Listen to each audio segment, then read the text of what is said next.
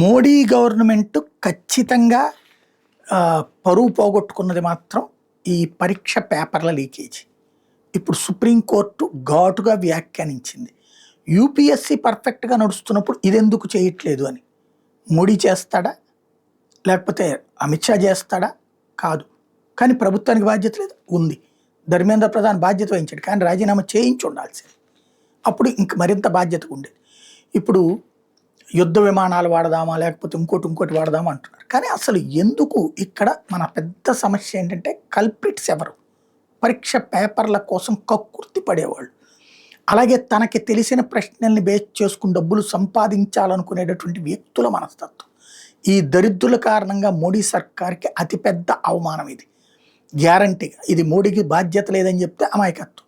మోడీ ప్రభుత్వం అధికారంలో ఉన్నప్పుడు బాధ్యతే, ఎవరు అధికారంలో ఉంటే వాళ్ళదే బాధ్యత అవుతుంది. ఈ అవమానాన్ని చూసైనా సరే కఠిన చర్యలు అవసరం ఉంది.